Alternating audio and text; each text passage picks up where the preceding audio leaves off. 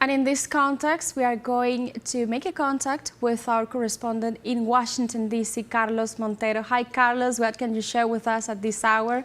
What are your remarks on this speech?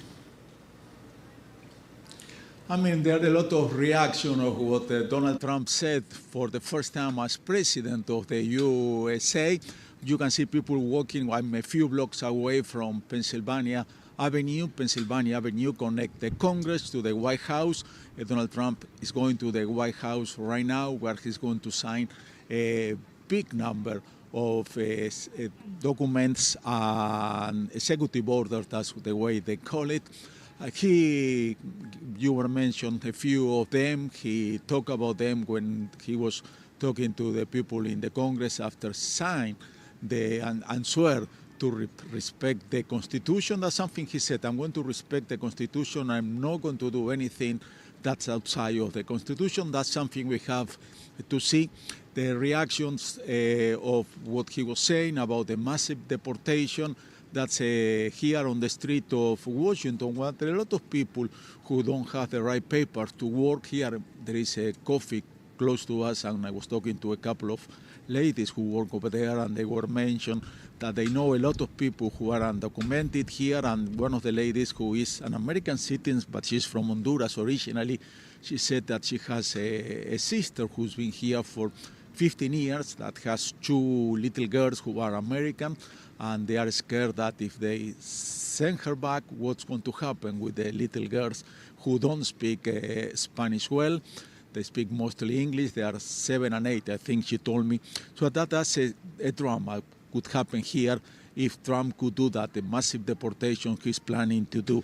He mentioned about Panama. He thinks that USA is treated unfair, that they have to get the channel back to the USA. Let's see if he can do that. There are so many things. Let me tell you briefly before going back to you.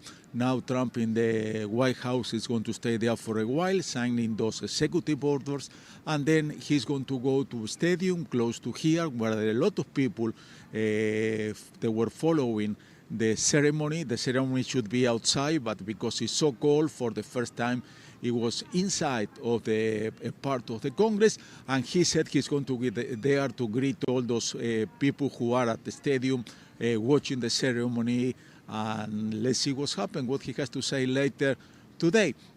This is all from right now. I'm going back to you to the studio. Before you leave, Carlos, I wanted to ask you, how would you describe the atmosphere in the city today? How was this inauguration being followed by the citizens of the capital? They were expecting 200,000 people. On Friday, they told us that because the weather is going to be awful and it's really cold, it's minus 6 degrees, and the sensation maybe is more than that because it's windy, they decided to do inside. Those people, they are walking on the street. Some of them, they wanted to go to Pennsylvania Avenue at least to see the limousine that was taking Donald Trump to the Congress. But it's a festive. I mean, most of them make America great. They have the hat, they have the shirt. They are expecting about what's going on with his presidency. That Trump was clear. He said the golden years of the USA, they're going to start today. And people who are here on the street, of course, they are mostly followers of Donald Trump. They believe that. But the reality is half of the country, this country is divided. Half of the country, they are really, they expect, they don't know what's going to happen. Some of them are scared, like I was talking before about the immigrant. But here in the capital, honestly, there is a lot of security. It's in a good mood, and there were not incidents. Thank you very much. We are going to interrupt you because President Donald Trump is